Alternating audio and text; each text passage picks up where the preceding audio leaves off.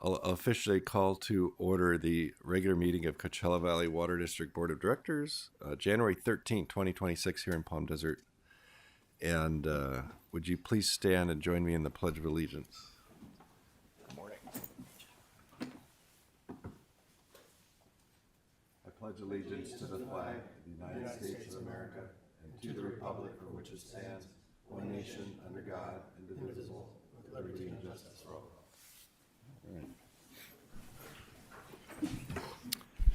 And so prior to roll call, I would like to make clear for the record of this meeting, and it should be reflected in the minutes, that at least a portion of this meeting is being conducted pursuant to California Government Code Section 54953, in that Director Aguilar is in Orlando, Florida, and will be participating by speakerphone. In accordance with the Ralph M. Brown Act, the teleconference location has been identified on the agenda for this meeting. Clerk Bermudez, will you please call the roll? Yes, good morning. And just a clarification, he does have video. I should have put teleconference, but he does have video options on that. President Powell.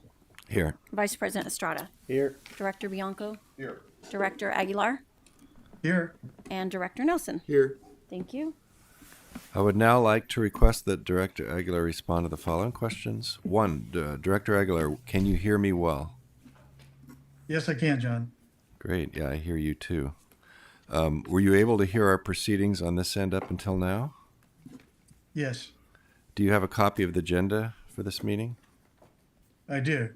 Have you posted the agenda at your location? I have. Is your location reasonably accessible to the public that such that any member of the public could participate in this teleconference from your location if he or she wished to do so? Yes, it is. Is there any member of the public there with you who would like to participate? Not at the moment. Okay, well, just let us know. I shall. Great. As a reminder, all votes for this meeting must be taken by roll call.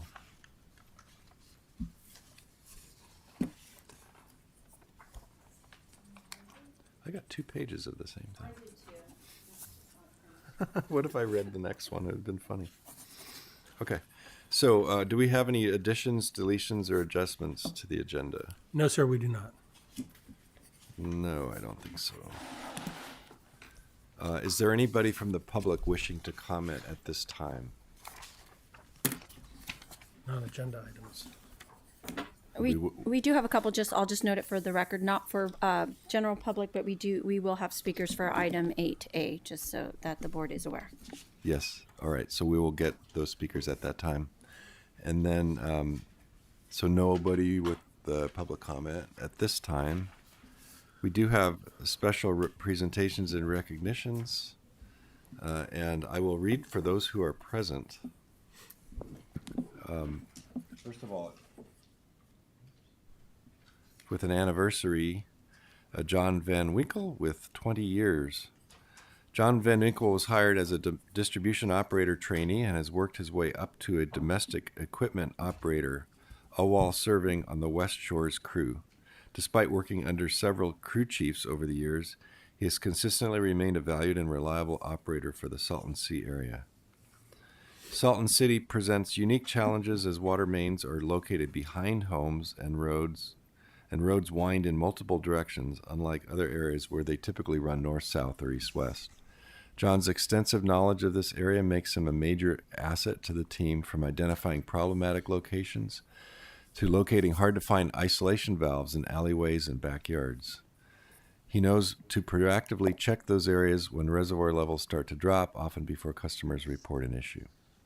John is a hard worker who maintains a positive attitude and is especially well-suited to responding to leaks around the Salton Sea. Congratulations on 20 years of service. And we'll come up after and do that. And then retirement, Olivia Bennett, non-potable water program manager with 23 years. When Olivia Bennett joined CVWD in 2002 as a water quality lab technician, she never imagined her career would take her from running atomic absorption machines to helping transform some of Coachella Valley's largest landscapes. Born in Jacksonville, Illinois, Olivia was a pre-vet major and received her Bachelor of Science in Biology from McMurray College before moving to the desert in 1997. Her early love of animals and science guided her path, including time at veterinary clinics and the Living Desert. Her science background earned her a position in the district's lab as a technician, then as a lab analyst, then an engineering technician in water resources. Eventually, she stepped into her longtime management position overseeing recycled and non-potable water operations. Tom West, Assistant Director for Operations for Sanitation, stated that Olivia's always been ahead of the game, taking the non-potable program from an idea to the strong, successful program that it is today. She's not just professional and organized, she's the kind of person who makes the whole team better with her energy and kindness. We're really going to miss her. It goes on. We'll miss you a little later. They've always been changing my responsibilities around, giving me something new to focus on, which I appreciate because it has kept my brain going, says Olivia. For the last 15 years, Olivia has shouldered CVWD's non-potable water program, which transitions golf courses, large landscape properties, and agricultural irrigation from groundwater to non-potable water. Under her leadership, non-potable water use rose dramatically, with some sites achieving 100% recycled water usage. Olivia now looks forward to hiking, painting, quilting, and picking up new skills like beekeeping, chicken raising, guessing you're going to raise eggs, and gardening. She plans to enjoy more time with her husband Rick, also a CVWD retiree, and their pack of shorty bulls, Lugnut, Lorelei, Groucho, and Chicky Blue, who rule the house. From nurturing animals to nurturing landscapes, Olivia's career has come full circle as she prepares to trade fairways and pumping stations for something closer to her roots, acres of open land. That was actually really well written. And I would say, when we list the dogs, the pets' names, they have to be cute like that. Otherwise, we're not going to read them. Those are wonderful names. Okay, so, and then we also, who are not here, Alberto Rodriguez, building maintenance technician with 20 years. Alejandro, these are retirements, right? Alejandro Silva, fleet and equipment technician 2 with 20 years, and Stuart Taylor, fleet and equipment manager with 8 years. So congratulations to everybody, and we'll have the two present come on up. One at a time, right?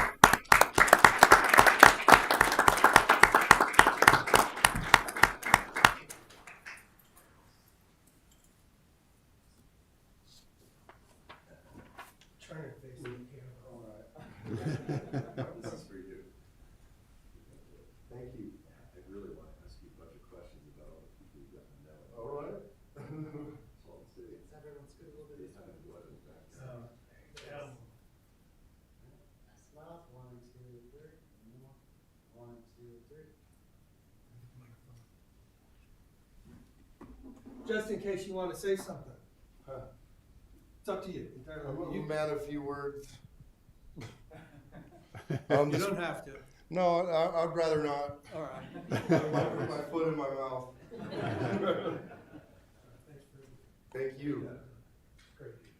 Thank you. What about the questions? You had a whole bunch of questions. Well, I mean, do you get to know people? Yeah, well, I've lived out there since I was 13. So I've known a lot of people, and they usually come up and start asking me before, if they see me in the middle of the street or something, they'll start asking questions like what we're doing and all that. But or if we got the water off and somebody's upset, if they see me there, they'll come talk to me. I'm usually able to smooth it over.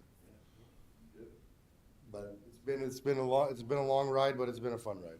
I feel like I'm working for KSQ. Thank you. If you were working for KSQ, you'd be holding the camera too. That's true. Thank you. Thank you. Yeah. Thank you. Stay healthy. I will.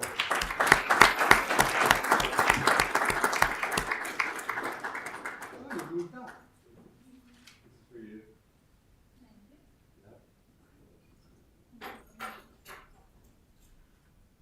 You get to talk to the person. We're not worried about you.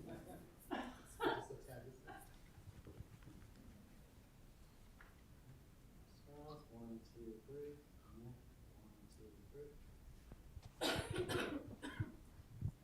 They forgot to say you have a great sense of humor. I just wanted to say thank you to the board for supporting the non-potable program. And to my supervisors for trusting me and giving me the freedom to do whatever I needed to do. And to my crews and my crew chief, I think you're awesome and you can do anything. Thank you to the customers for realizing the benefit to the community and for using 80% non-potable water. Thank you to my husband, who I met here. He retired 5 years ago, which we still can't believe. And ever since I started working anywhere, I wanted to retire. And finally, I'm eligible to do it. And I cannot believe it's here. And it's overwhelmingly joyful and scary all at once. So thank you so much. Thank you. Appreciate it. We'll miss you.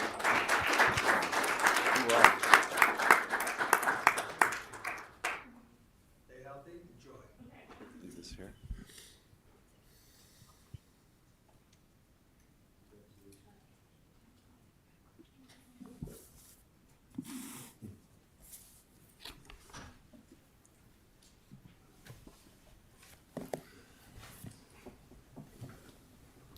Very nice. Yeah, the non-potable program is kind of fundamental to what we do. It's so amazing when people retire so early. No kidding, right? It's Well, some do. It's hard to believe. And then they go out and get another job somewhere else. So young, that's what I meant to say. So young. Yeah. Great. Our consent calendar consists of items 6A through L. Is there a motion to approve the consent calendar? Yes, so move.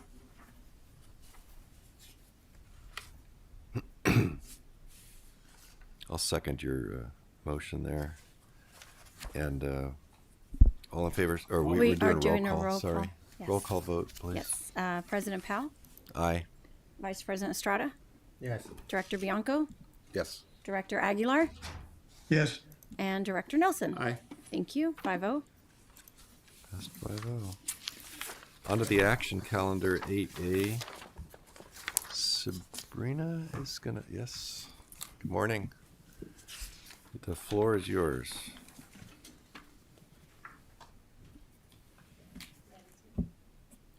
Is it? Yeah. Green. Green is Green. Green is on. Green means go. Good morning. For the record, my name is Sabrina Neese, Engineering Manager for Domestic Water. The item before you today is our recommendation to reject the bid from TBU Incorporated as non-responsive, deemed Dominguez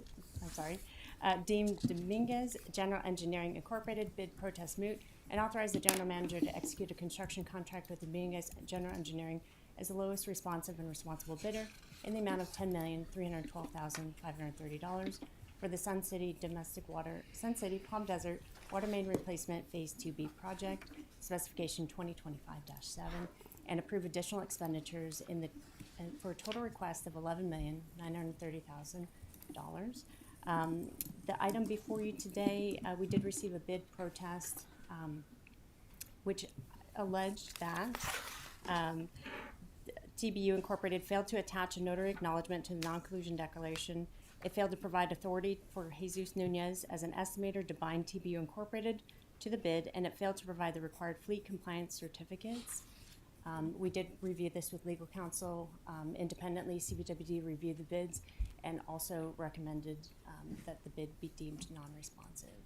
And I'd be happy to answer any additional questions that you may have regarding this item.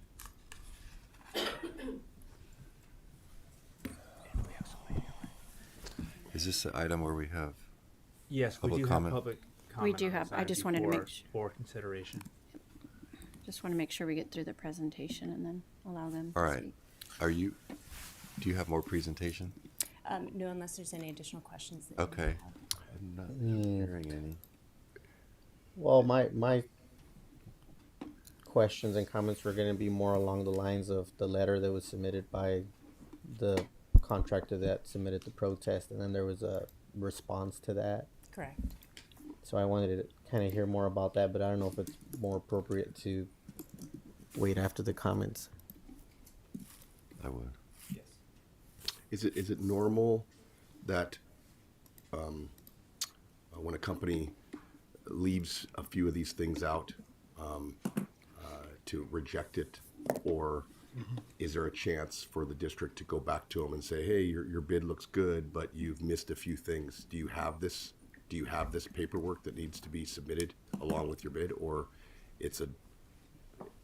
we can't do that under the law? There are times, and Jeff can chime in on this, but there are times when there's administrative errors. In this case, there were multiple issues with this bid. It's not one particular item, it was several items. Would it be against the law to allow them to show you the information that was missing? And I can answer that question. Yes, the bids have to be submitted and all material aspects have to be correct. If we were to go back to them and say, yeah, just please give it to us now, then there would be protest. In fact, there was a protest originally submitted by the second lowest bidder to outline these items. What the law says is that you can't provide the opportunity for the lowest bid to go back and change something or to clarify something, because that would be considered under the law to give them an unfair advantage over the other bidders who did make those requirements or met those requirements. What's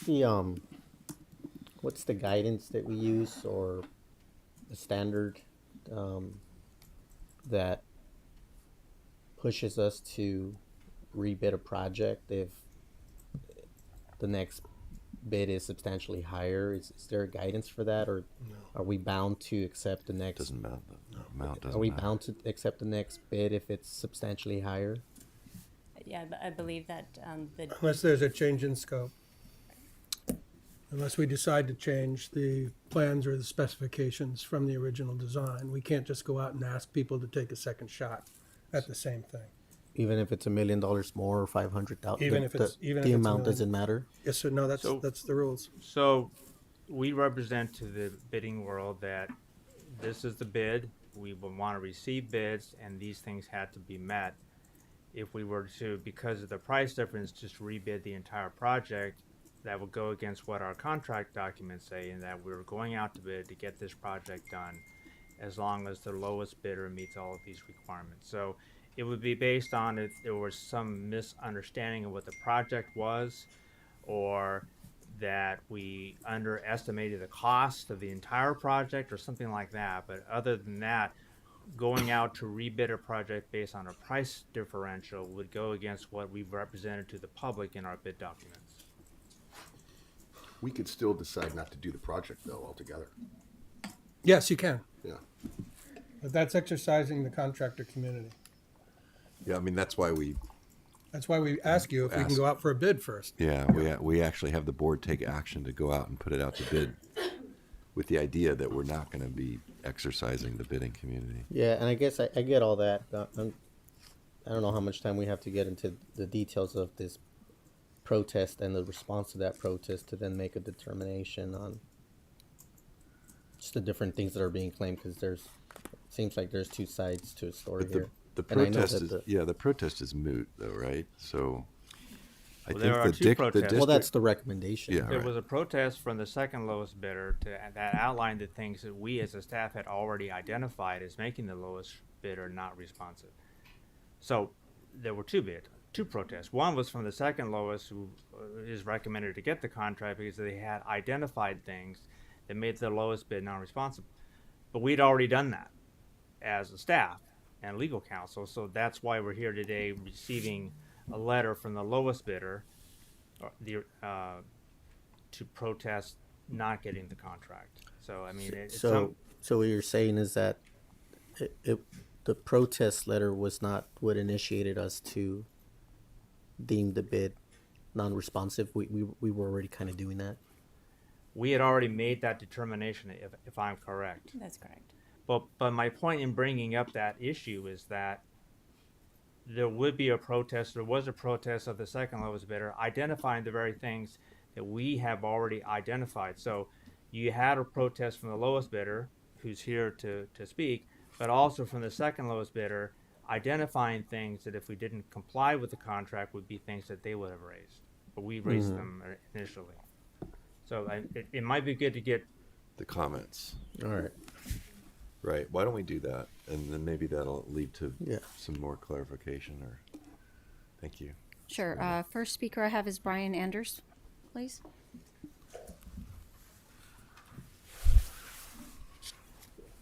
Good morning, all. Thank you for giving me the opportunity to speak. Oh, okay. Yes, ma'am. Good morning, all. Thank you very much. My name is Brian Anders. I'm legal counsel for TBU, the lowest bidder. I'd like to thank you for the opportunity to address the issues here. There's already been quite a bit of discussion that touched on some key points here. Ultimately, the timeline on this, the bid was timely submitted.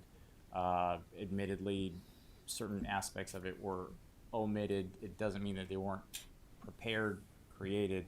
They were simply omitted from the scan that was sent. The board here does have the power to waive any minor or inconsequential irregularities. I would like to point out that the bid, the scope of work remained the same. There were no material changes made at the time of any corrective efforts on December 3rd, which I think there was a reference to the TBU letter that came in with the documentation and an explanation there too. I also have the principal, Ted, and Jesus with me today, who also will be speaking and kind of sharing their series of events and explaining the background on all of this. Ultimately, the facts are the facts. The scope of work proposed there were no issues with the scope. Scope of work proposed. And the bid up from TBU came in at $560,000 less than the next lowest bidder. Taking the proposed action of rejecting the lowest bid based on what we perceive to be inconsequential and immaterial grounds, to the extent that nothing substantive about the bid itself was changed, would carry an unnecessarily punitive tone. Per the recommendation, will result in a net increase of not just $560,000, but a total of over $1.6 million.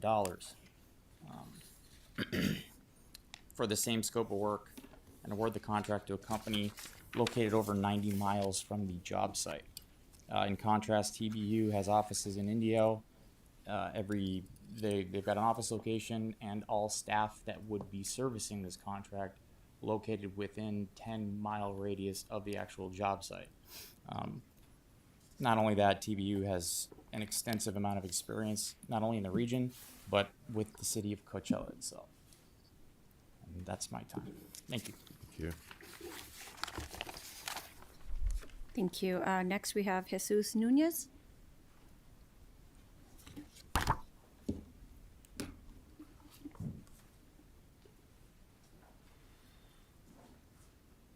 Hello, everybody. Good morning. Good morning.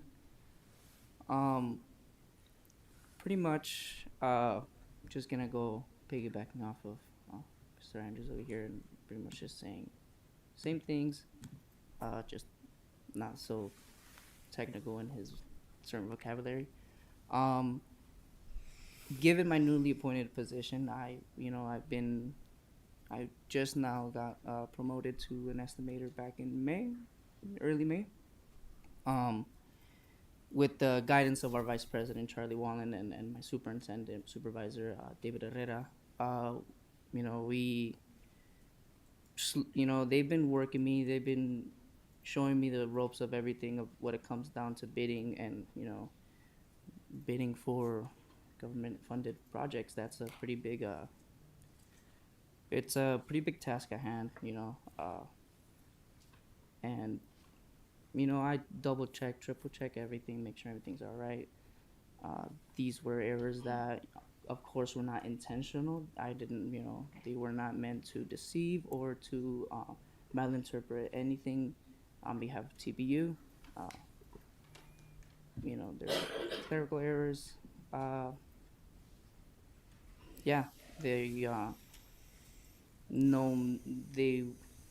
No malintent, nothing. I like to do things right. I like to do things fair. Ultimately, you guys are sitting where you guys are. You guys have the ultimate decision, you know. But I just wanted to give you guys my opinion, my side of the story and everything. Hopefully that helps me, my case, and our company's case. Because we, like he mentioned, we're all local here, our company. You know, I've been working with the company for close to 6 years. For my whole duration with the company, you know, we've always been working here. You know, of course, the Valley's a slowly but surely growing community.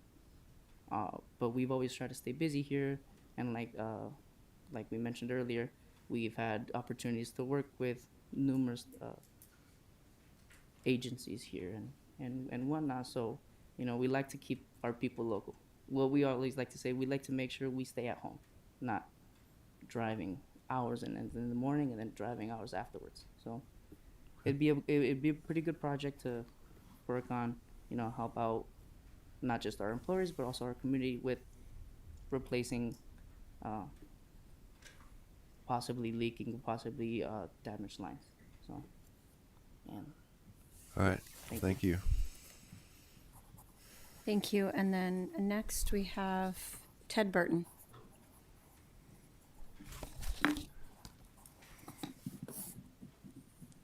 Good morning.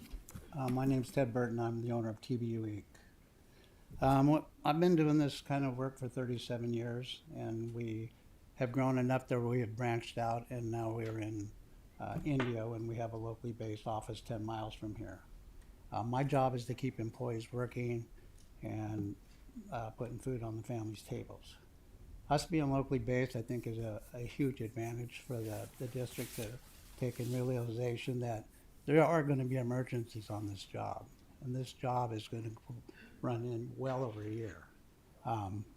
We always finish our projects on time, usually early. I appreciate the board taking the time to listen to our protest on everything we did was legit. I mean, we made a few clerical errors. We're all human. We all make mistakes, right? I had to hire this kid because we got busy out here to start estimating. He's only been doing it for 4 months. Grabbed the wrong paper, scanned it the wrong way, you know, and that's the bottom line, you know. I mean, we're a legit company. We've been doing this a long time. I put in miles and miles of pipe. We have 25 based employees out here. I hired Dave Herrera behind me. He runs our India office. He's been with me over 10 years. The longevity of the people that work for me shows the character of how we run our company. And I just think that it's going to be very advantageous for the district to use a local contractor. This isn't a 2-month, 1-month job. We know emergencies are going to come up. You know, we're working in the streets. It's not like we're working in fields. We're going to have problems with traffic control. People are going to run over the traffic control. There's going to be calls at night because somebody ran into a ditch or somebody did something, you know, uncharacteristic. So if you look at that, you know, we're a 10, 15-minute response compared to, depending on traffic, 2-3 hour response. So I just appreciate you taking the time to listen to us and consider that, you know, we use a local-based sub on a bid that was submitted correctly but incorrectly because of a few unexperienced errors that he made trying to submit the bid. So thank you for your time. Thank you. And that was the last speaker card that I had. Okay. We don't have anybody from the other side. Dominguez? No. I guess I have a question that was raised. I still feel like our hands are tied. I do appreciate it. President Powell, your mic is on. Oh, you're right. Oh, God, it goes on and off by itself. It went back on without touching it. Good for that. But we did hear from the first presenter, Mr. Anderson, that even though the bid differential is about $500,000, the actual cost differential is more like $1.6 million. I don't understand how that's possible. Perhaps he's referring to the engineer's estimate. For this project, we budgeted $11,930,000. So a majority of the bids did come in significantly lower than what we originally estimated. And yes, it is correct, TPU's bid is certainly the lowest. But I think from the staff perspective, the bidding documents are the first representation of the contractor, and if there's this many inconsistencies, it does raise concerns for the project moving forward. Because we have to hold everyone accountable to the same level. And since we did have a bid protest that identified the same discrepancies, in fact, missed a few that even we had caught, I think it does raise some questions moving forward on Right. setting a precedence, just because they're the lowest. Right. No, I understand. But our hands are not tied, John. They're not tied. I mean, Well- someone has brought this to our attention, which we already knew about. It's our prerogative to disregard that. Now, we are risking that Dominguez would come back and sue us, but that would be the power of this board, the risk that we take. And if I may, the reason that the other protest wasn't being heard is because we had recommended that it be mute because we had already made the same conclusions.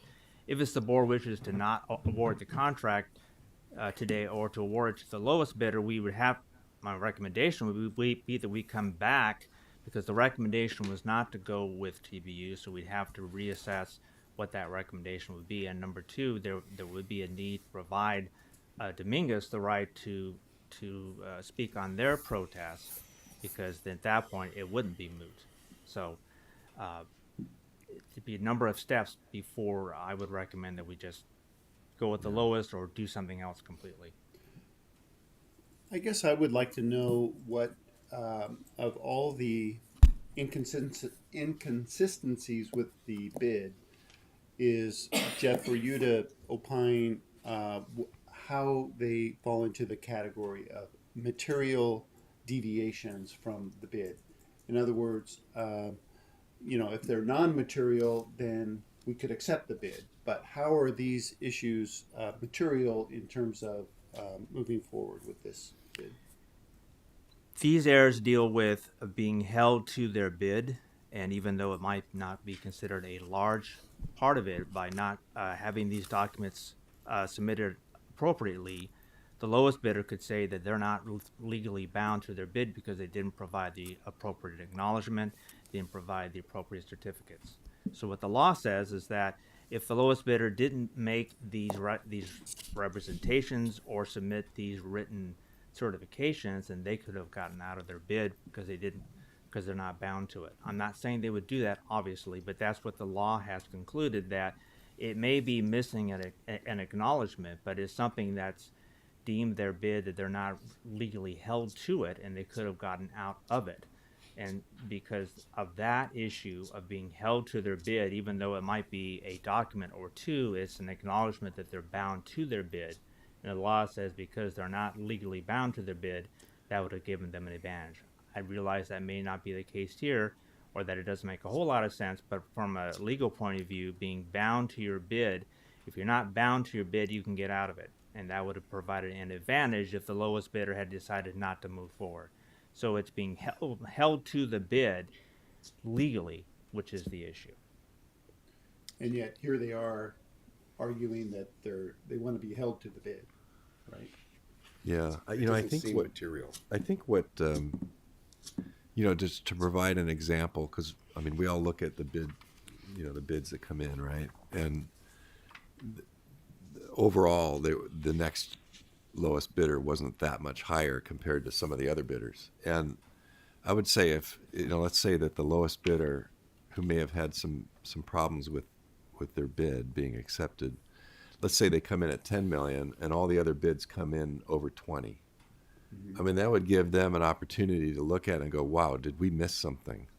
Right? I mean, is there maybe this is not good for us, and we wouldn't be able to hold them to that $10 million, which in that example would be too low, because they would have these material or clerical errors that give them legally the ability to back out of it. I mean, Right. it gives them a second look or a second bite at the apple that I Correct. think that Jeff's trying to Yes, exactly. the fact that these other bids were not that much higher, 5% or whatever, makes this example seem maybe a little less clear cut. I just feel that it's not very material. Yeah, I feel the It's same not, way. it's a minor thing, and I understand, but I do think that we have some we can pivot. I think we can under our authorization. I don't think it's as clear cut. This is a very immaterial thing. If I could Hey, just, John, can I ask a question? Yeah, go ahead, John. Can you hear me okay? Yes. Hey, I'm just curious, just as a matter of information, I know it's not going to be a decisive matter, but I'm just curious about the differences between the two firms and whether or not they have any disadvantaged business enterprises. I noticed that I think in the staff report, I read that Dominguez does not, but I'm curious about TBU. Can staff answer that? I believe that both Dominguez and TBU did. I don't know if TBU, we attached the form for Dominguez in the bid package. It did identify that they are DB, and they attached their certificates as well. I'm sorry, that was for Dominguez? Or Yeah, TBU? Dominguez specifically, and TBU and the audience confirmed that they have it as well. So they both do. Correct.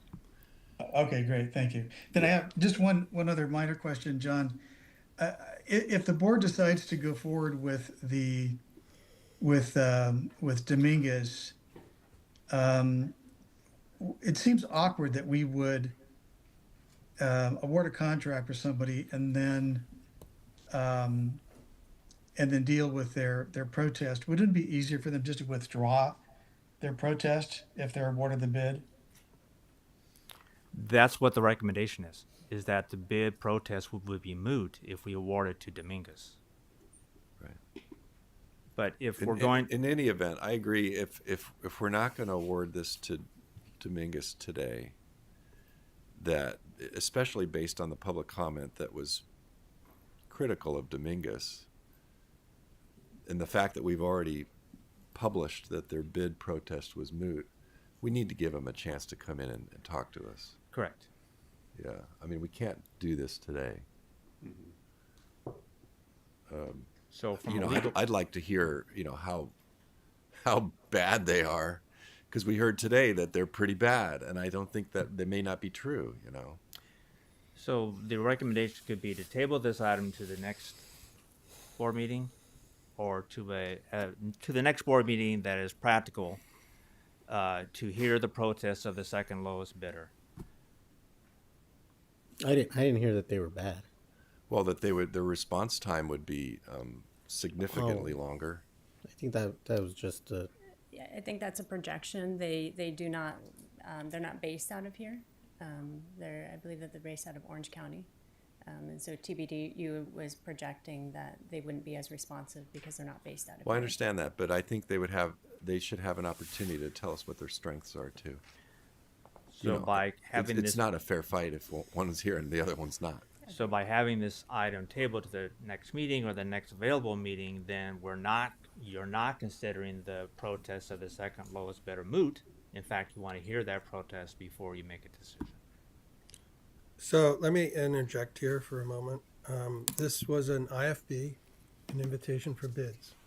It's not a request for proposals. So technically, we're not able to engage in conversations with the bidders to allow them the opportunity to expand upon what it is they submitted. An IFB, an invitation for bids, is based solely on the submittal process. So if we allow Dominguez to come in and explain their position, you're kind of opening the door for everybody that participated in responding to do the same thing. And that's not what the process is intended to provide.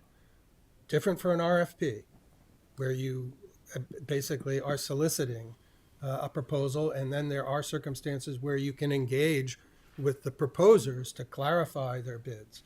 That's not true with the process that we used here.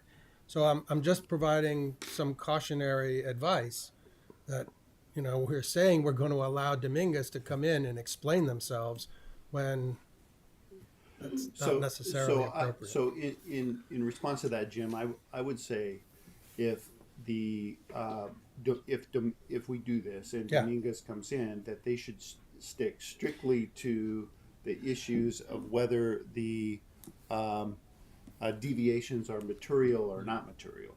And, Right. But and Jeff to can those provide. Well, yeah. So a couple things. One is there was a deadline for any bidder to submit a bid protest, and that's expired. So this wouldn't be reopening to all the other bidders to come in. Number two, and this happens a lot, is there's a bid protest or two. The people who represent those contractors can come and speak to the protest, to Director Nelson's point, not to the response times or the quality of work or anything like that. So it's up to this board to award the contract. If there are protests, you have the right to consider those protests based on what those protests are in terms of the materiality or whatever they want to say in their protest when they come to present. It's not reopening the bid or talking about response times or history of the contractors. It's speaking to the protest. I just think we owe it to the ratepayers to save the $600,000 and to use a local company. I think that it's not material. So if this was a material thing, we've seen this before where we've had to go lower, but there were some big problems with the bid, okay? Big problems. This is a scanning issue. This is some paperwork. So If I can clarify, it's not simply a scanning issue. There were multiple discrepancies with the bid, including the bid information forms not being completed. The non-collusion affidavit was signed by the estimator, but the notarized form was for a different person on two completely different dates. So as we delve into it, and we didn't list every single thing that was wrong with the bid, but this isn't one administrative issue. It's a bid that wasn't completed correctly, and I think TBU acknowledged that today in that, yeah, it's not clean, it's not tight, and we had a bid protest. And so to look past this and say, well, we're just going to award it based on the lowest fee, I really do think that's going to set a bad precedence for us moving forward when there's other bidders that are going to have the same situation, presumably moving forward. This is not normal for us. We do not see this on our bids, particularly the lowest bid. And that's where our recommendation comes from, and that's why we consulted with BBK even before we received the bid protest. okay, thanks for that. And I,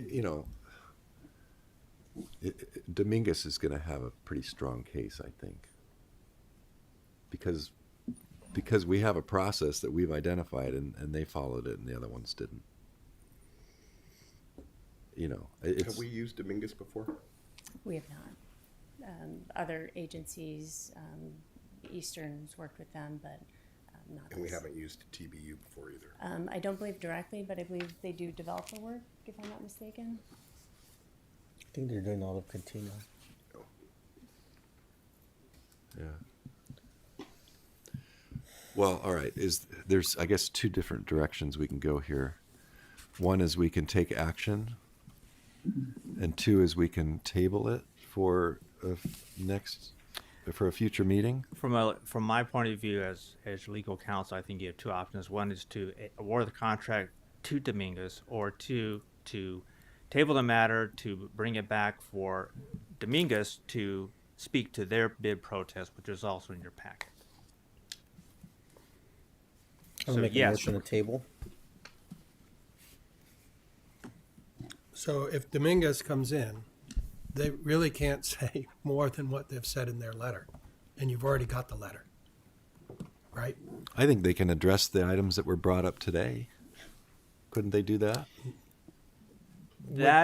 Those are not it. That deals with no, because the protest is whether or not the bid was submitted under the law correctly. So they can get up and speak about response times, but that's not something from a legal point of view that the board can take into consideration. It's whether or not there's a valid bid protest, and if you want to hear from the protester who was the second lowest bid, then you have a right to do that, obviously. Could we hear more from you, in closed session, from your other colleagues regarding this protest letter? Yeah. To the fact of the material deviation and getting more into that conversation.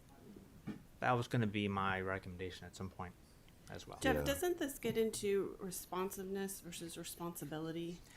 Exactly. And if you start going to responsibility, which are the issues that you're now asking Dominguez to come in and address, that's a whole process in itself, a whole different legal process. And that requires a public hearing, and that requires, it can be a very lengthy process. Well, and so there's two things. Responsiveness, did you submit a bid that is responsive to all the requirements? And Right. that what we're considering here, that all the items were not submitted in complete responsiveness to the bid. Right.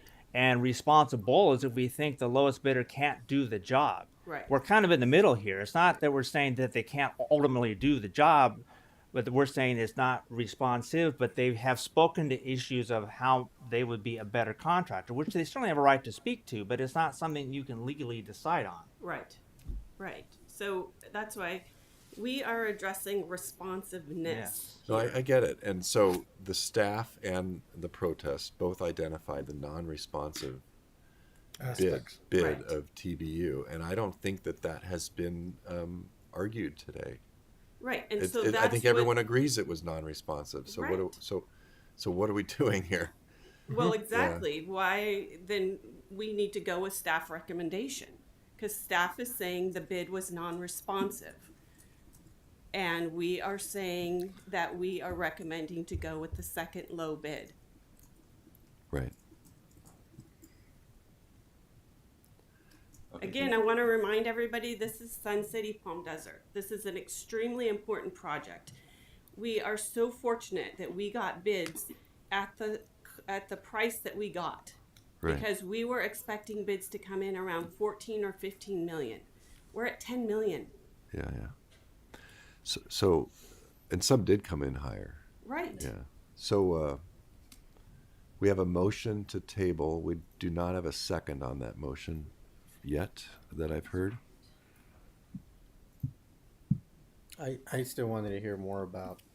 I get your staff's recommendation. You've made a determination that it's non-responsive, but I'm still trying to figure out more the material versus immaterial.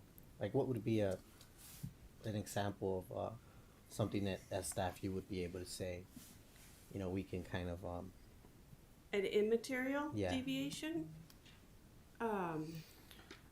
Putting something on the wrong line, but the information is still there, something like that. Right. Here, the information wasn't there. That's the And difference. signatures were different.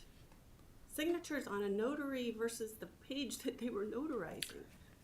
is immaterial and material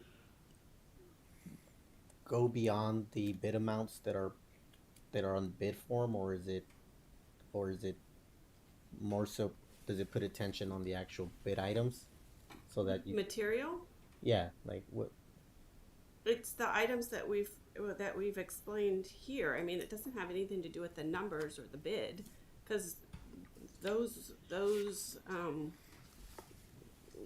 we didn't have an issue so for with. example the certificates for the fleet that the letter seems to have them kind of provided and said, well, here's the certs.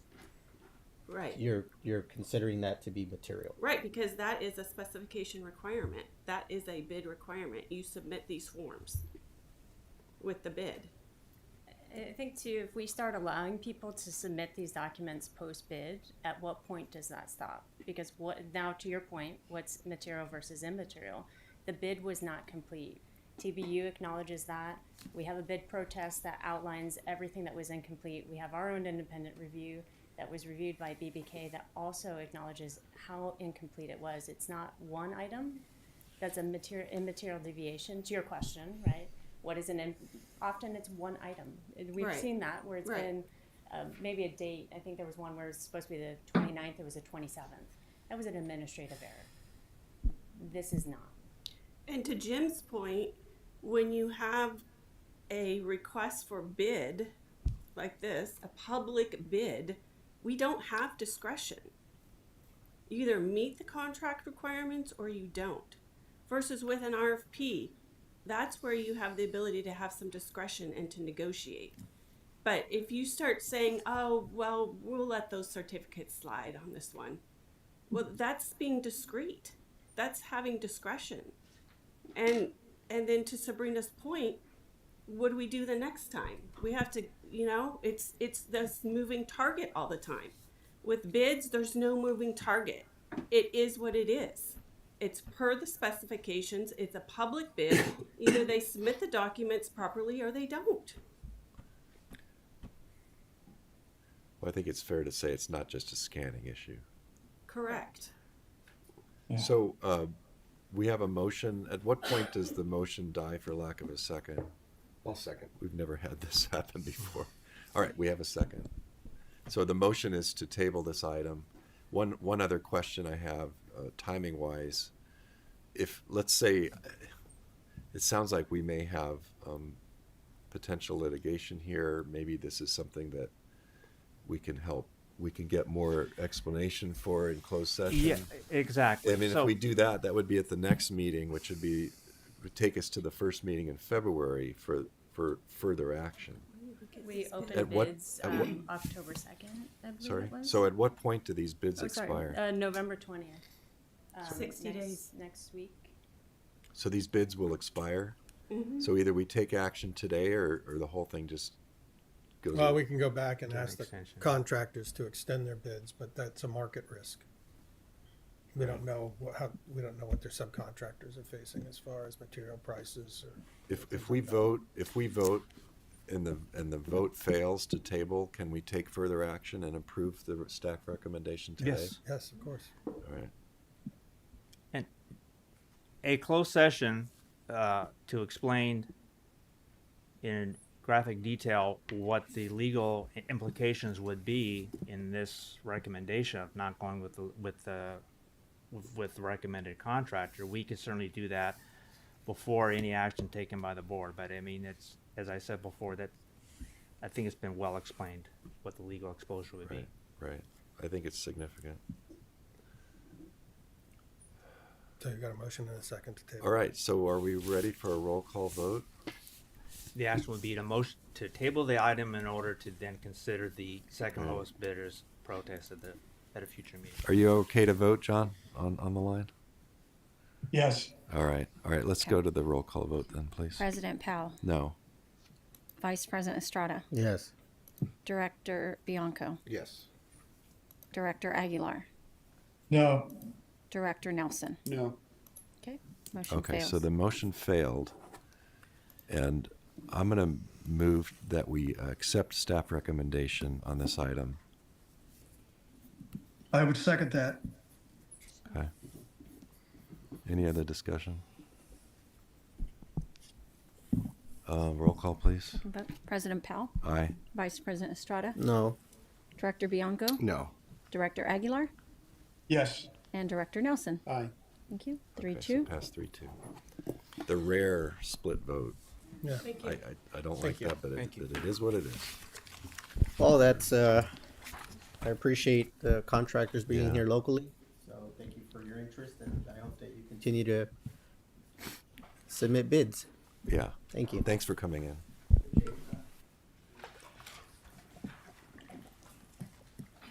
All right. Where are we? B. This is the Cora Constructors, Armando 8B. Good morning. Good morning, President Powell, members of the board, audience, and fellow staff. My name for the record is Armando Rodriguez with the engineering department. The purpose of this board action item is to award a construction contract to Cora Constructors as the lowest responsible and responsive bid. I got nervous saying that right now. Yeah, those In the words amount matter. Yes, amount of $1,949,949 by authorizing general manager to execute a contract for the construction of lift station 5512 and lift station 8107 upgrade project specifications 2024-12. We're also seeking soft cost needed during the construction. In for CRD project management, about 30,000. Engineering support services during construction, about 127,000. And then soil compaction testing with RMA group of about 20,000. And then we also had to pay for our ongoing inspection of the project of about 115,000. So the total request, or in a contingency, about 98,000. So the total request today is $2,339,44. What are we doing here? What is it that we're trying to do with lift station 5512, which is right next to the Home Depot at Jefferson Highway 11? And also, what are we doing here with lift station 8107, which is above Avenue 42nd, just south of Shadow Hills Golf Club? Well, we need reinvestment of these two lift stations. Some of the order control and the liner are dilapidated. They're not actually functioning. And so we have to reinvest. These are infrastructure. These two infrastructure are more than 16 years old. And so we just need to be able to reestablish the resiliency and reliability of both the chemical order treatment and the wet well. The great thing as we do this, we have an opportunity here to move away from chemical odor control. There is a better process, more efficient process, and that is to do biological treatment control. And I think this is a great opportunity now that it has dilapidated and is aged out. It's time to improve it.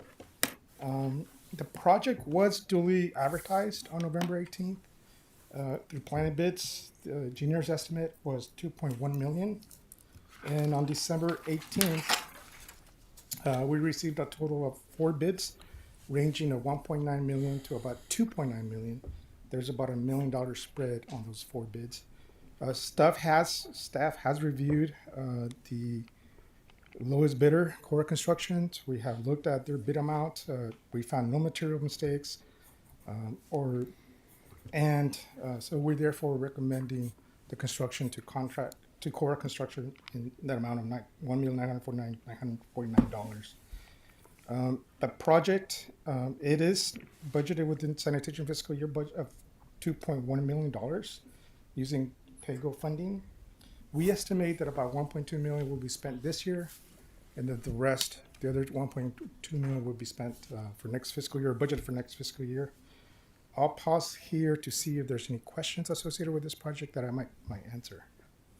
Thank you. Okay. Make a motion to approve another local contractor. Local contractor, yes. Yeah, so happy one made it through, but yeah, they're great to work with. Good presentation. Thank you. Yes. That was a motion to approve. Is there a second? I'll second. Second. Any discussion? Roll call, please.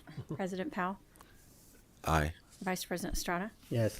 Director Bianco, Aye. Director Aguilar, Yes. and Director Nelson. Aye. Thank you. 5-0. That's 5-0. Thanks, Armando. On 8C, I have a financial interest in this item and will be recusing and leaving the room. So, Vice President Estrada, it's all yours. All right. Interesting project. Yes. Good morning, President Powell and members of the board. This morning, I'm requesting the board's approval of the water supply assessment for the Ranch at Madison project.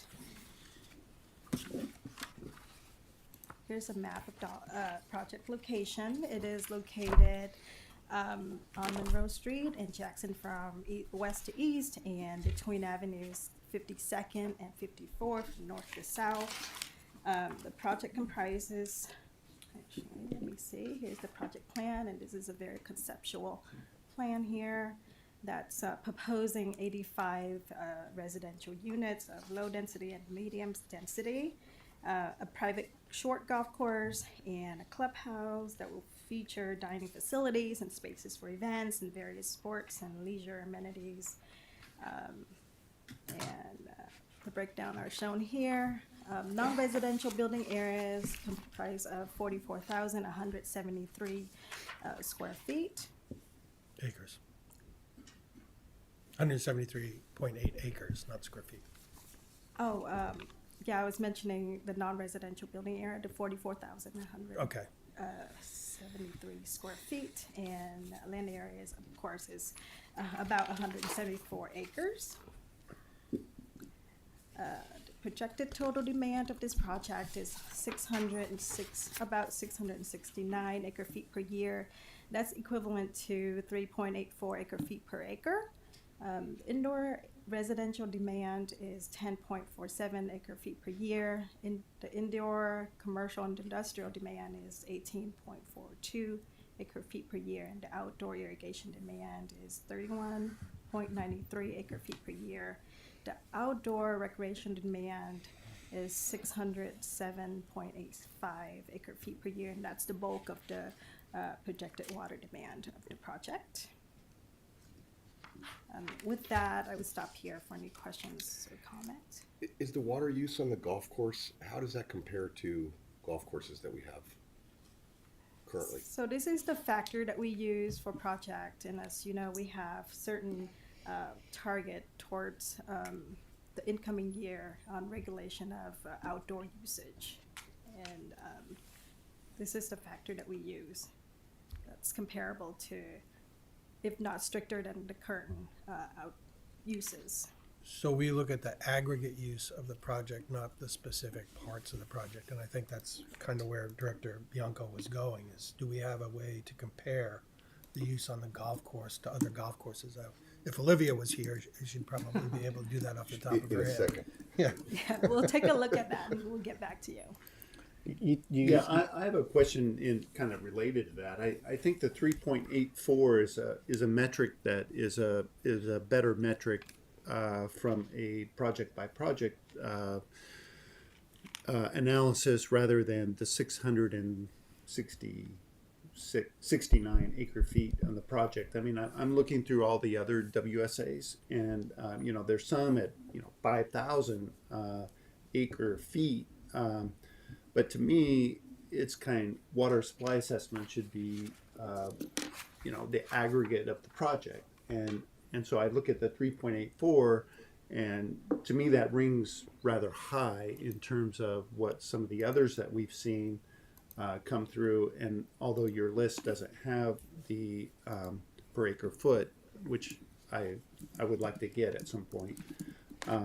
But it just seems high to me, and so that begs the question: is the golf course, significantly impacting this whole project in there? And I'm struggling with that amount. I thought our ordinances would bring the number in the twos rather than the threes. So I guess I look at this project and I'm thinking, wow, it's pretty high water use. You sometimes report the demand as a percentage of the plan increases. That's the project accounts for about 1.34 of the total plan increases. And you look at the attachment 3, we have all the projects listed, and what is the percentage so far of our total projected water use by 2045. And if this project is approved, we're at 39% of the projected water use. Okay, that's a very nice. Yes, that's I a very nice know table. y'all were curious. Oh, we keep approving these WSAs, but where are we on the percentage? Have we exceeded that amount? So we have a projection that takes us to 2045. Yes, and right now, with all the projects approved, we're at 39% of that projected demand. Mm-hmm. So thank you for this table here. Of course, and Very good staff point. will continue to update this table as we bring new WSAs for your approval, so you can That's see without what cuts. it is. That's without cuts. Yeah. That's currently. I was just a little concerned because sitting on the Golf and Water Task Force, there's a lot of golf courses that are spending a lot of money ripping out turf to try and at least have some kind of desert landscape incorporated into their golf course, and I didn't know how this compares to other golf courses. Is it green grass from one side or the other? Although that's not that's not where this board is elected to do, is decide that. All we decide is, do you meet our criteria, and obviously this meets our criteria or you wouldn't be here. Right, and they also included a plant pallets that's desert friendly as well in the WSA. Yeah, so just from the chart you have up here, it's 5.32 acre feet per acre on the golf course. And I don't know how that compares. Yeah. To others, like to others, yeah. Yeah, I don't know if that's high or Yeah. low or. Remember, average. remember we had that chart they gave us also I at just the can't golf. Yeah, and recall, but- they broke down the acre feet per acre of each golf course. I think is that what they're working on too? Yeah, they're mapping. Jim, So we'll weren't have a they better working on? idea. Yes, I'm trying to pull up the last That's submittal that that. one, yeah.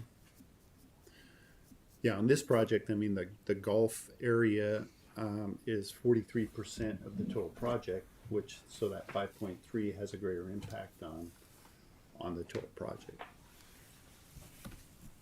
So she doesn't have, this was Olivia's last for 2025. So I don't have the one for 20, but this is the acre foot per course, and this is the acre foot per hole. So it doesn't. So Jim, you might want to mention whatever numbers you're looking at. Well, it's a table, and it's got the ETO, the evapotranspiration, and golf course water use for various months of 2025. This is just the one I pulled up. It doesn't have a November, December. Acre feet per course. Yeah, you don't It's know the per course, acres. you don't Oh, you know don't know the acres. acres. Yeah. Year to date. But how big is a course typically like? So this would be 2024 because this year's not finished, right? 'Cause Right. there's no total. So Right. the then total she's got- acre foot per course, she doesn't have a total there. Or where it is, acre foot. Per ETU. Yeah, she doesn't have the acreage of the course. Yeah. Yeah, to compare. Yeah, Acres, okay. of course. So not helpful at all. No. No. No, it's not. But it was a good try, though. If she was here, she would. She would know. Yeah. Well, staff can definitely put something like this together for the future WSA approval, so that you can see how the project compares. All right. There are not any further comments, questions. Is there a motion to approve?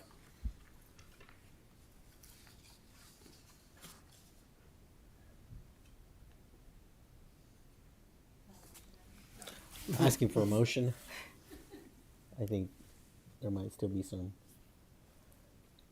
reviews and thoughts. I'm just concerned about the overall water use on it. I mean, I know we don't have, I think we have discretion on projects in terms of overall water use. I think this one's high. Yeah. Yeah, we have folks from the project that are here to answer the questions you may have as well. And, Okay, I got something else.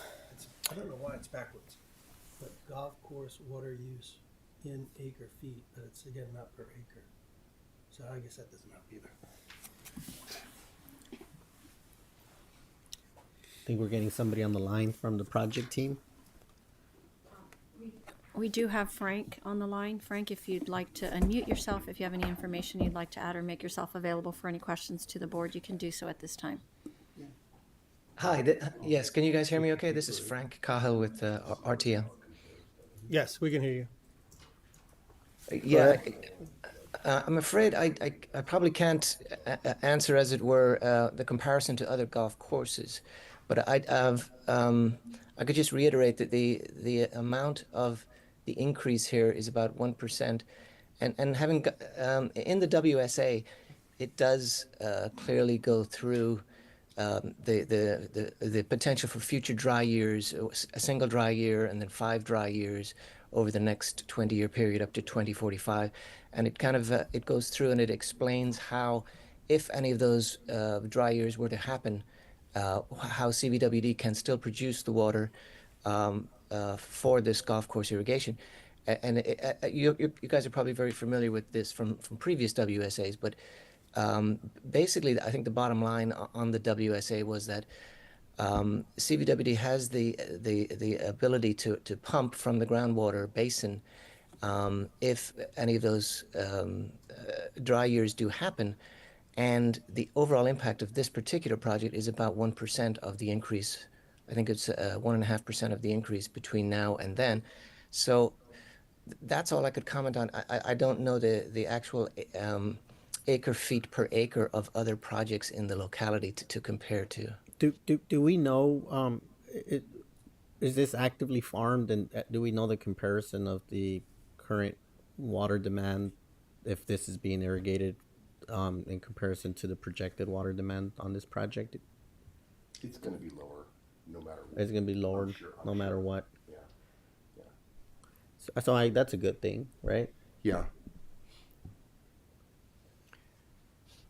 I just don't know if we should we should look at. What if we table this? Does it have any sort of impact on your on any of your other approvals with the county, or does it have any sort of impact on that? I think John is in the audience there. He could probably comment on that better. But yes, I think we were hoping to get this done quickly so that we can move forward with the other approvals. But maybe John could comment on that. Hi, John. Could you please come up if you could answer that question? Is this completely independent of the county process, or do you need this checked off? Or Yeah, this is part of If we their, can have you come up to the podium, please, you can come up to this podium as well. the so water we can supply catch you for assessment the is record. part of their CEQA, their environmental document. Good morning, John Gamlin with Discovery Land Company. I do have, if you need, I'm sorry, I do have the blue card if you need it. I'll take that after. Okay.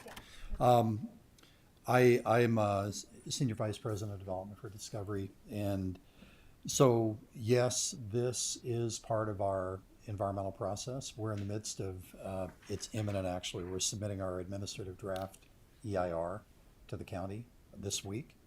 So that will be in public circulation probably within, we hope within 6 weeks. And the WSA is a requirement of the EIR, so the information's in the EIR. I'm sure we can probably resolve some of the questions with the engineer if the board isn't able to approve this today. I think that my long experience in the valley, I think this golf course is no different than any other golf course approved in the current setting in terms of the regulation and its water demand. I know there are limitations on turf. I think it adheres to all the Ordinance 1302 requirements. And then, it is an arid plant palette. So, and it does intend to use non-potable water sources. That's on the property today. A question was asked about farming. Historically, of the 174 acres of the project site, all but 19 acres has been farmed in recent times. And in fact, 100 acres have been in crops as recently as a year ago. So there is still active farming under leaseholds that we have in place on the property. There's a 19-acre date grove and about 100 acres that's in vegetable production. There's 40 acres that was fallow that was in vegetable production a year or two ago.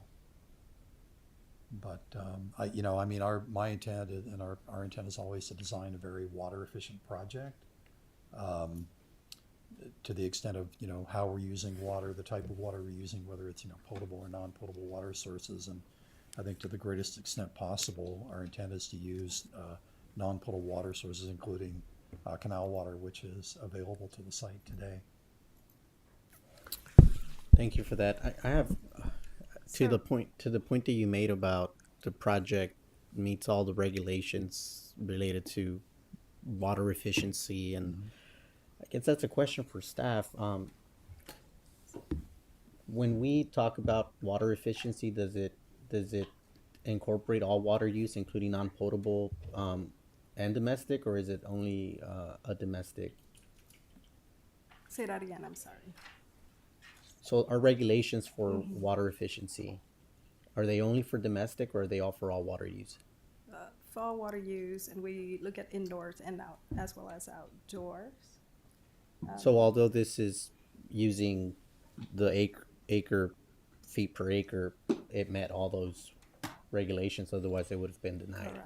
Correct. And to get back to your question about how does this proposed golf course compares to the current golf courses, and we tracked down Olivia's presentation to the Water Counts Academy, and her average of 955 acre feet per year on a golf course. On larger course, it's about 1,400 acre feet per year. So to compare to this project, demand here is 607 below the average. Yeah, it's hard because I think this is a shorter, this is not a full 18, right? Yeah, Right, it's a short. So it's a short course, yeah. You know, I've been kind of opposed to kind of any restrictions on any of these things, but times are changing a little bit, and I just want to make sure that we're not approving something that's going to come back and. I don't think it is. You don't Yeah, think so? No, I don't think it is. It's met all our regulations. Yeah, if I may, just for briefly, just to remind the board, this is a WSA to determine whether there are sufficient water supplies during normal, single dry, and multiple dry years over a 20-year projection to meet the projected demands. This is not a commitment to water service. This is part of a CEQA process being done by the Land Use Agency and the applicant, much like a traffic report or air quality, things of that nature. It's not a commitment to service. It does not overrule the use requirements that this board in this district has now or implements prior to this actually being developed. So it doesn't limit or overrule the use limitations that apply at CVWD, nor is it even a commitment to serve water. It's part of the CEQA process at the applicant's level. It's not binding on this board, nor does it change today or at any time what the water use restrictions and conservation measures are in effect today or may be in effect at the time they develop the property. Mm-hmm. I get what you're saying, Jeff, but listen, Yeah, that wouldn't be a nice thing to do. I mean, once we approve this, we're basically telling the project, you're good to go. I mean, for us to come back and say, you know what, things have changed, we're going to take that away, I wouldn't want to do that. We're so far away from our projected water demand that this looks into like 20 years ahead. We're at 39%. I think I'd be more in agreement with trying to be more careful if we were like at 90% and we were reaching our threshold. But we're so far away from it. And I mean, this represents 1 point something percent of our projected demand. I was just more worried about the look. Yeah. Jeff, when does the right to serve become verifiable and a promise? I mean, it's not during this process, it's the CEQA process. Is it the verification process that we have? No, it's whatever the application process is to large developments to seek service. That would service application. Be a water service The application installment process. agreement. Yeah. So when they come forward with plans and say, well, we're going to build this, and this is what we're going to put in, then the staff says, well, this is how we need to have it built. This is how much water you can use. This is where the water goes. This is the water source. So that's when the developer's plans meet the district's ordinance at that point. Correct. Right. Which we're not even to the point of them applying for service. Right. And Joanne, is our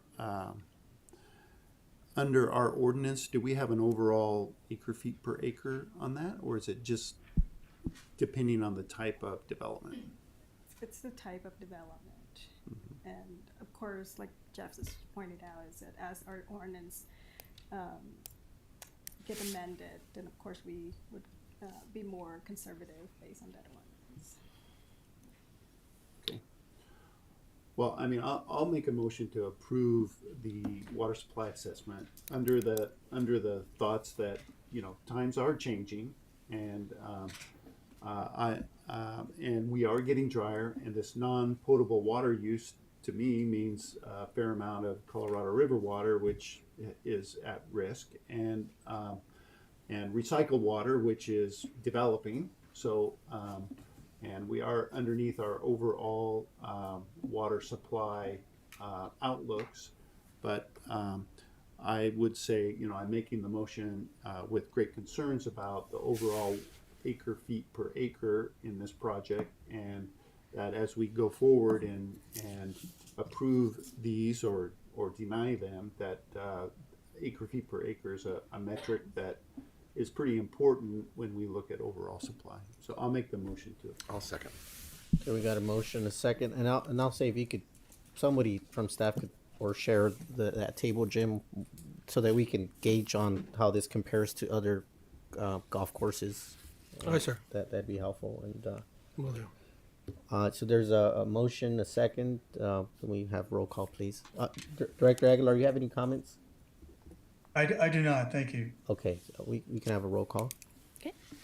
Vice President Estrada, Yes. Director Aguilar, Yes. Director Bianco, Yes. Director Nelson. Aye. Motion passed. Thank you. And Thanks, John. I think we could get John. You want to grab John? Oh, okay. He's standing there waiting.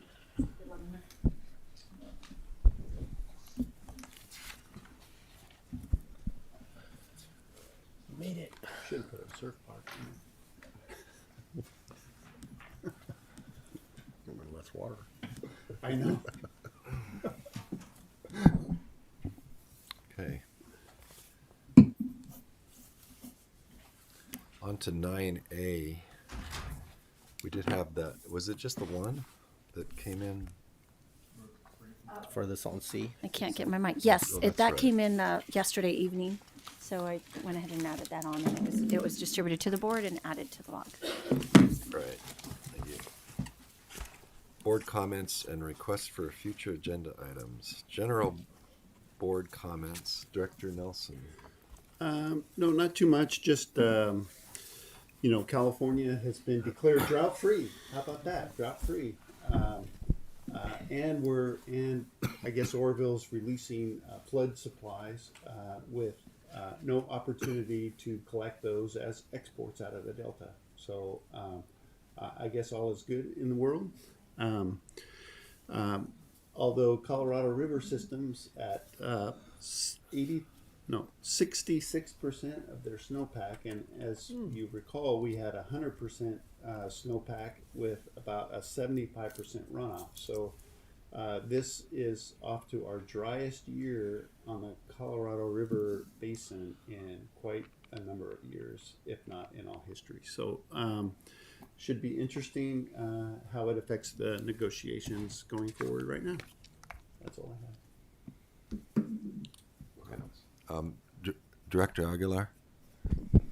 No, John, no comments. Okay, thanks. Vice President Estrada. No comments. I think I'm going to pass also.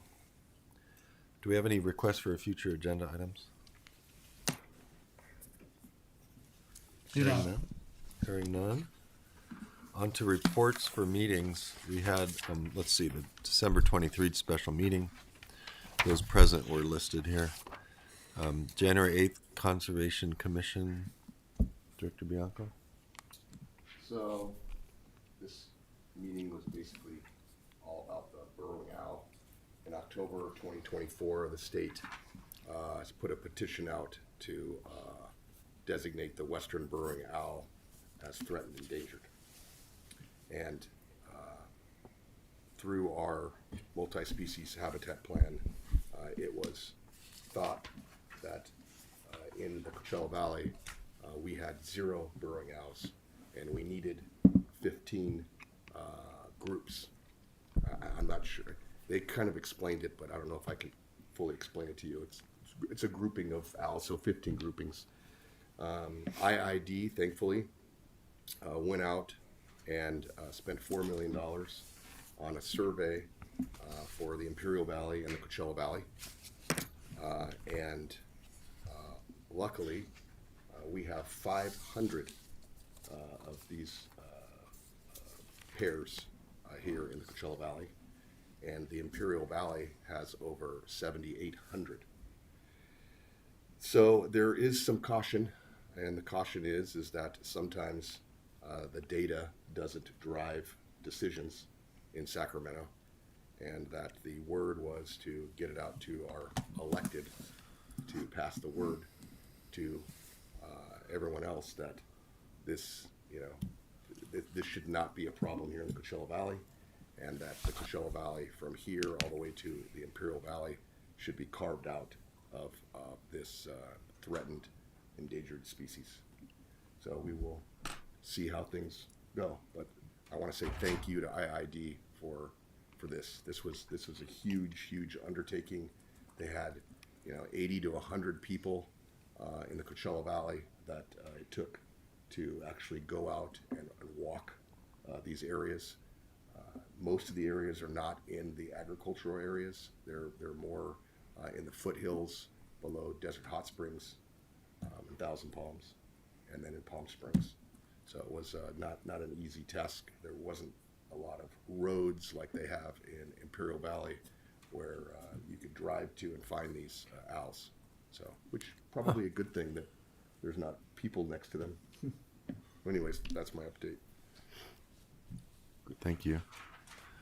Yeah, no, I need to learn more about that burrowing owl. I have a lot of owls around my house, but not those kinds. Weren't we gonna? Didn't we ask for like an item to come to us in closed session maybe?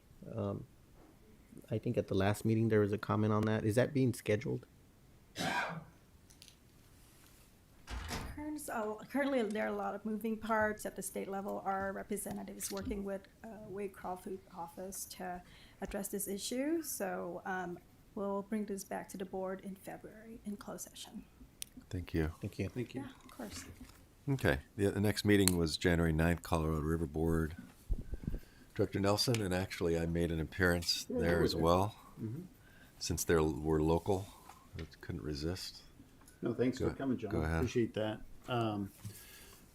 Obviously, we got our updates on dry hydrology in the basin, and then as we were meeting, the Bureau of Reclamation released the draft Environmental Impact Statement EIS for the post-2026 operational guidelines, strategies for Lake Powell and Lake Mead. In this document, there are 5 alternatives, and we discussed those alternatives at some length, but not in the degree that we could, because obviously this was released during our meeting, our CRB meeting. But there are 5 different alternatives. Some go by the priority system, and there are other alternatives in here that go to 4 million acre feet of reductions in the lower basin. As you know, the number out there is 1.5 million acre feet of the entire lower basin offer, with Mexico included. So 4 million is, over double. So there are some problems with that, obviously. And this week, we learned at the meeting that this week the Bureau has sequestered the principals in Utah, the frigid air of Utah, to try and hammer out some greater details on what a consensus solution might be. Steve Abbott is attending that on our behalf. And so we'll see what they come up with. One of the alternatives is a hybrid of the upper basin, lower basin potential consensus, and there are some problems with it, but it does offer some storage opportunities, as well as dealing with current ICS that would be beneficial to Metropolitan. It seems to me like that alternative, if negotiated between the upper and lower basin, would be reasonable if we could get some accommodations in that and some commitment from the upper basin to contribute. It looks at curtailments of between 1.5, which is on the table of the lower basin, and 2.1 million acre feet. So it's another 600,000, and I think the lower basin's negotiation strategy has been, we'll contribute 1.5 and then split something addition to that to the upper basin. So it seems to me like there are now some parameters out there that can be discussed and hopefully agreed upon with that group. Can I ask you a question? So is Reclamation they're just worried about lower and upper, but they don't have any recommendations on how the lower basin would accomplish that? No, it's just the big number, right? Okay. So there's still lower basin negotiation. So there's that negotiation, and then there's another negotiation that will come later. Exactly. Okay. Exactly. Thank you. Other reports, actually, I have 2. January 7th, we had the Coachella Valley Irrigated Lands Coalition meeting. Were you on that one? I was on that. Peter, Director Nelson also. We're really looking for some help from Rachel Johnson with the Farm Bureau, and she's getting up to speed. And I think she's going to be a tremendous help for us to try to get things done at a more reasonable cost.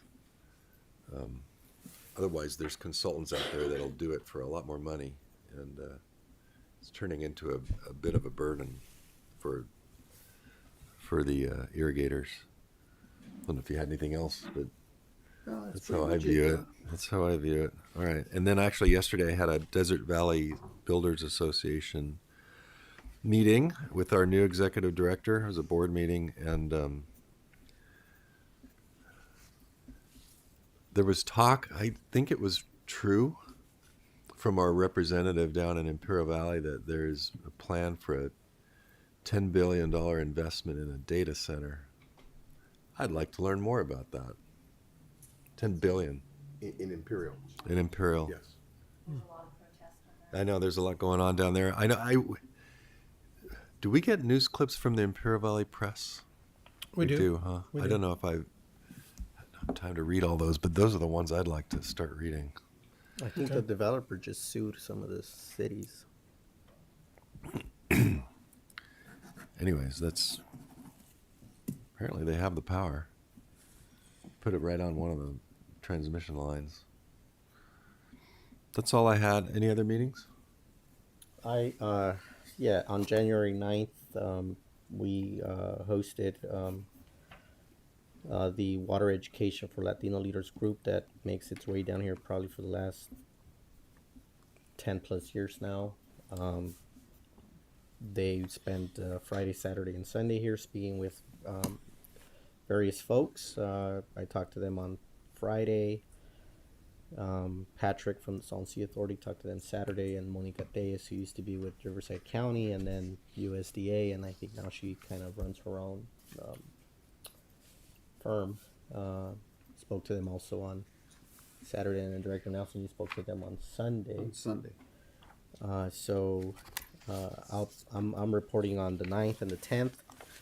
I was with them on Friday. Talked about a lot of the things that we're doing with the disadvantaged communities and the expansion of water and sewer infrastructure into the East Valley, and a little bit about the Salton Sea. And then I went with them to the Salton Sea in the morning and spend the morning and the afternoon with them. Smaller group this year, maybe they have a total of 13, but only 6 of them I think came down to the region. And then they also have another visit they make to San Diego, and then I think one to is it how you pronounce it? Tehachapi. Yeah. So they go there too. I've never been to the other locations, but I'm thinking I might go to the San Diego visit. It sounds like they actually get to see some of the Tijuana River. I've never seen that in person. I hear it's quite a sight to look at that. So I think that's happening next month. But yeah, the 2 days I spent with them, a great group. We do have someone kind of semi-local that joined the group this time, and that's Martha Sai. How do you pronounce her last name? Singh. Yeah. So supervisor of Imperial County. So she was with us this weekend. Was able to speak to her. So yeah, that's it for me. Great. Any Yeah, I was there on the 11th with Well, and they have a great format. They get all your bio and all your introductory information, and they don't want to see a PowerPoint. They just want to have interviews. So they're tasked with, developing questions, and they had some very good questions about Colorado River, and so they wanted to hear about that process and how the governance works within the state on Colorado River issues, and how the contractors like CBWD fit in. So it was a good interview, and I think that able to get the information across to them about Colorado River in a good manner there. So good program. And just want to say thank you to BBK also for always helping us with some of the arrangements there. It's always good to count on you. Any others, Director Aguilar? No, John, I'm good. All right, we're good. Is there a motion to approve per diem for the meetings reported on? I'll make a motion. I'll second. Roll call vote. President Powell, Aye. Vice President Estrada, Yes. Director Bianco, Aye. Director Aguilar, Yes. and Director Nelson. Aye. Pass Thank you. 5-0. 5-0. General Manager report. Yes, sir. Just a couple things. On the ID8, Mission Springs Water District has asked that we go out and do some outreach with the community council meetings. So we've coordinated with the supervisor's office, and I'll be doing 2 of those today. Desert Edge and Sky Valley, and then Indio Hills will be tentatively on the 27th. So I think that we've just go out and say a couple of things and answer some questions and see where that goes. That's all I've got. Thank you. Council report. Yes, SB 827 went into effect the first of the year. It has 2 components. The first component is, as you know, all board members are required to do AB 1234 training within 1 year of taking office, and then every 2 years thereafter. This bill changed that so that new members of the board have to meet that requirement in the first 6 months. But the other main part of AB 1234 is that it now applies to department heads and administrative officers of the district, not just the elected board of directors. The other part of SB 827 deals with a new requirement for some additional training on financial training requirements, and that will be the subject of your finance committee meeting and a future board meeting. So more to come on that. Thank you. Thank you. Any department reports? Yes, sir. We have 1. 2. Okay, we have 2. Wow. Well, Joanne has asked for us to introduce a new employee. Oh, great. Yes, we're very excited to have Kristen Thomas. She's our new Environmental Services Administrator, Water Quality and Compliance, who should lead our water quality monitoring and the laboratory team. Welcome. Great. Welcome. Welcome. Thank you. Yeah. Thank you. No words. Dan. And then Dan. I apologize to Jim. I didn't announce that I was going to speak, but It's okay. I saw your hand. So we have a little situation on the canal we're dealing with. I just wanted to let you guys know. As you know, we built a mid canal to get rid of half the clay area whereby we have cracking. We have another 5-6 miles of cracking, 4 upstream, 1 downstream. So I'm on the CCLP with San Diego. We agreed to do an inspection. We did the inspection on Thursday after the rains. As we drew the water down, there was a lot of water in the clay behind some of the canal. So it did a rotational slip, like 200 or 300 feet on one side and a couple sections, a couple hundred feet on the other side. So we've been working to get the water down 2 feet deep. We've been pouring shotcrete over riprap for the 14 hours a day, Friday, Saturday, and yesterday. So we're just struggling to, we were still pouring concrete at 6 p.m. and we put water on it at about 9:30. So we're struggling to get our orders for the next few days. So I just want to give you a heads up. We're trying to ask the users to prorate wherever possible, or if it's dates, just postpone a couple of days to get our delivery down, float off the lake wherever possible downstream, stack the canal. But it's going to be a struggle. We hope to have this done by Friday, but the next couple of days might be a little light on orders. So don't yell. It's all good. We got it under control. And in the end, the inspection is going to be great because once we have the GPS locations of where the cracking is actually taking place, we'll do a contract document. San Diego and the San Luis Rey will pay for it. It'll likely be out to bid and in like October of 26, hopefully awarding by December. So just wanted to give you a heads up that we're going to be a little light the next few days. It's not summer. We planned the inspection so that it was in this time frame to be cool, but we did not anticipate to have this situation. So, thank you. Thanks, Dan. Thanks. Any Al? Yeah, we got 2. Might as well do 3. No? Maybe we should have all of the department heads. No, that's okay. Well, thank you then. So we do not have a closed session for today's meeting, and so with no further business, we are adjourned.